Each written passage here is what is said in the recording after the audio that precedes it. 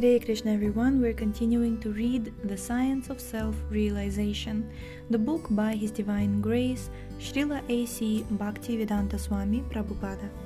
Chapter 5, Practicing Yoga in the Modern Age, and this section is called Krishna Consciousness, the Yoga for the Modern Age. This human form of life isn't meant for increasing artificial needs. We should be satisfied just to maintain the body and soul together, and the rest of the time we should enhance our Krishna consciousness, so that after leaving this body we won't have to take another material body, but we'll be able to go back home, back to Godhead. That should be the motto of human life. Material life means eating, sleeping, mating, and defending, and spiritual life means something more than this. This is also the difference between animal life and human life. In animal life, the common formula is eating, sleeping, mating, and defending. A dog sleeps, a man also sleeps. A dog eats, a man also eats. A man has sex life, the dog also has sex life. The dog defends in his own way, and man also defends in his own way, maybe by atomic bombs. These four principles are common to human beings and animals, and advancement of these four principles is not human civilization, but animal civilization. Human civilization means Atato Brahma Jigyasa. In the Vedanta Sutra, the first aphorism is Atato Brahma Jigyasa. Quote, now is the time for inquiry about Brahman. Unquote. That is human life. As long as one is not spiritually inquisitive, Jigyasu Shreya Uttamam, he is an animal, because he lives according to these four principles, that's all. He must be inquisitive to know what he is and why he is put into these miseries of birth, death, old age, and disease. Is there any remedy? These matters should be questioned. That is human life. That is spiritual life. Spiritual life means human life, and material life means animal life. That's all. Wow, what a nice definition, isn't it? That's all. We have to make the adjustments that are recommended in the Bhagavad Gita. Yuktahara viharasya. For instance, because I am going to be a spiritual man does not mean that I shall give up eating. Rather, my eating should be adjusted. The Bhagavad Gita describes what class of food is first class, in goodness, and what class of food is in passion, and third class, in ignorance. We have to raise ourselves to the sattvic, goodness platform of human civilization. Then revive our transcendental consciousness, or Krishna consciousness. Everything is there in the Shastras. Unfortunately, we do not consult them. Evam prasanna manaso bhagavad bhakti-yoga taha bhagavat tattva vijnanam mukta sangasya jayate. Srimad Bhagavatam 1.2.20. Unless one is liberated from the clutches of these three modes of material nature, he cannot understand God.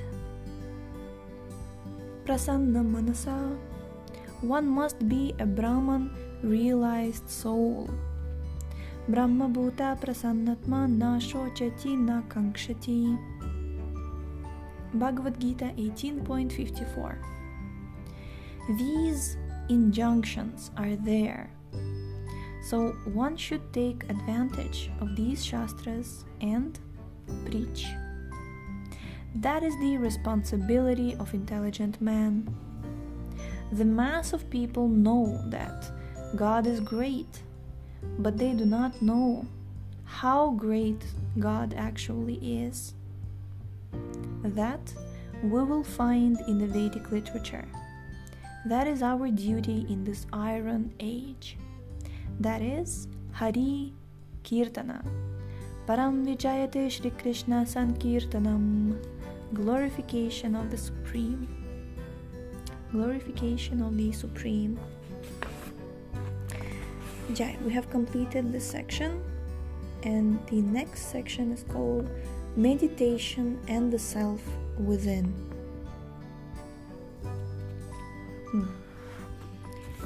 Introduction. Can meditation solve our everyday problems? Is there life after death? Can drugs help us achieve self-realization?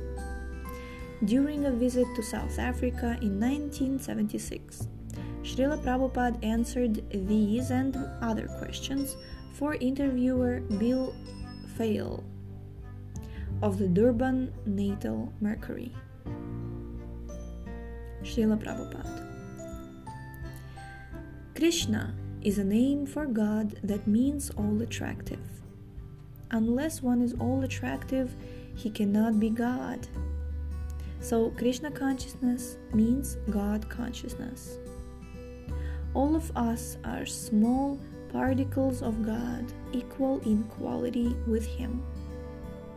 Our position as living entities is like that of a small particle of gold in relation to a large quantity of gold. Mr. Fail. Are we something like sparks in a fire? Srila Prabhupada. Yes. Both the fire and the spark are fine, but one is big and the other is very small. Unlike the relationship between the spark and the fire, however, our relationship with God is eternal. Although at the present moment we have forgotten that relationship due to contact with the material energy.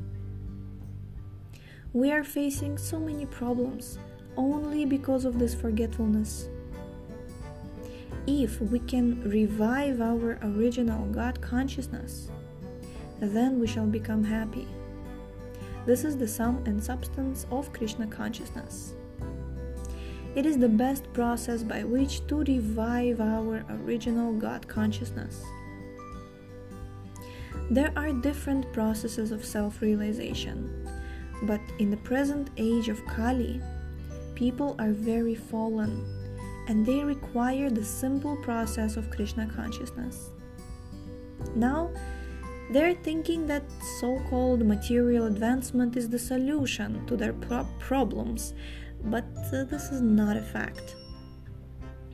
The real solution is to get out of the material condition entirely by becoming Krishna conscious. Because God is eternal, we are also eternal. But in the material condition, we are thinking, I am this body, and therefore we must repeatedly change from body to body. This is due to ignorance. Actually, we are not our bodies, but spiritual sparks, parts and parcels of God. Mr. Fail. Then the body is just like a vehicle for the soul. Srila Prabhupada. Yes, it is just like a motor car. Just as you go from one place to another in a car, so due to mental concoction in the material condition of life, we are going from one position to another, trying to become happy. But nothing will make us happy unless we come to our real position, which is that we are all parts and parcels of God, and that our real business is to associate with God and help all living entities, by cooperating with him. Civilized human life is attained only after a long evolution through 8,400,000 species of life.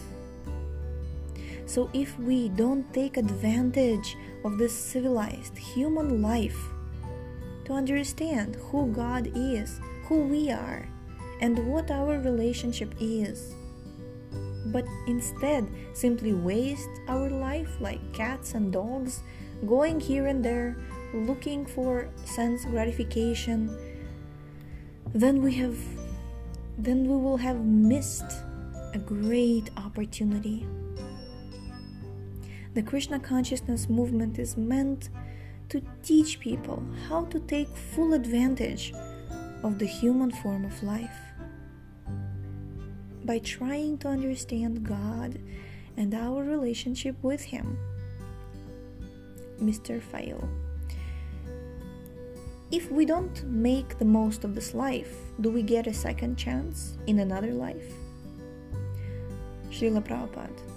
Yes. According to your desires, at the time of death, you get another body. That body is not guaranteed to be a human body, however. As I've already explained, there are 8,400,000 different forms of life.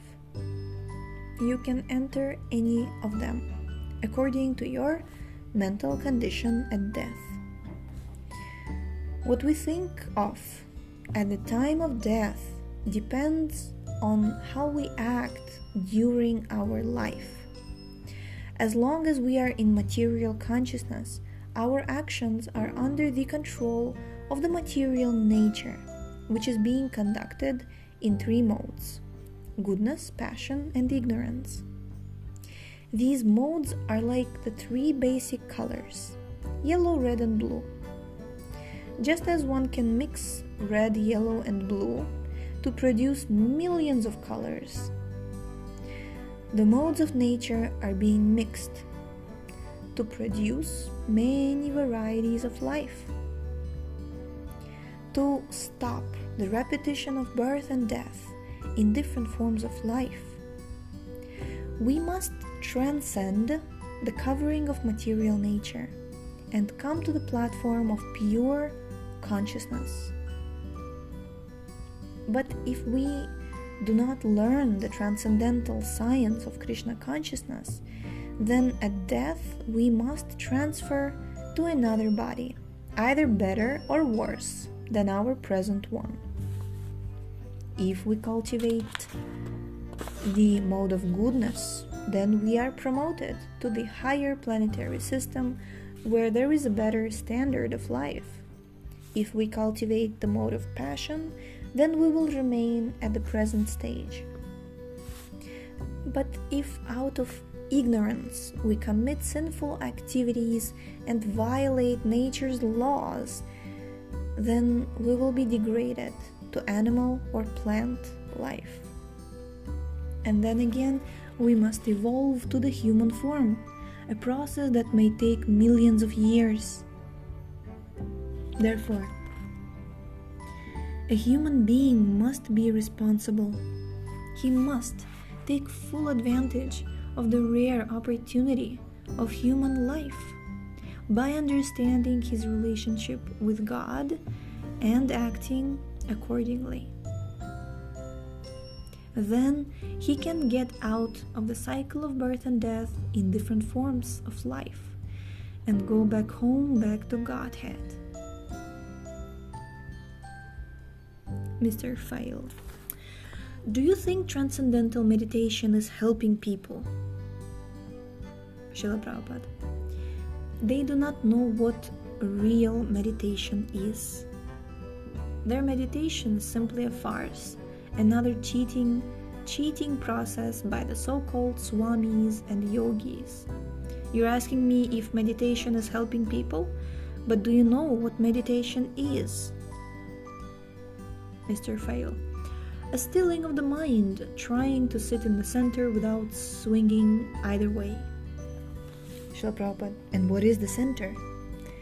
Mr. Fail. I don't know. Srila Prabhupada.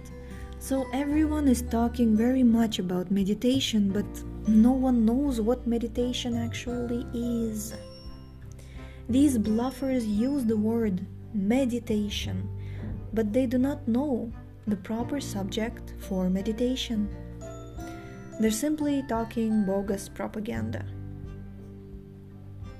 Mr. Fail, isn't meditation valuable just to get people thinking right? Srila Prabhupada, no. Real meditation means to achieve a state in which the mind is saturated with God consciousness. But if you do not know what God is, how can you meditate? Besides, in this age, people's minds are so agitated that they cannot concentrate. I have seen the so-called meditation. They are simply sleeping and snoring. Unfortunately, in the name of God, consciousness, or self-realization, many bluffers are presenting non-standard methods of meditation without referring to the authorized books of Vedic knowledge. They're simply practicing another type of exploitation.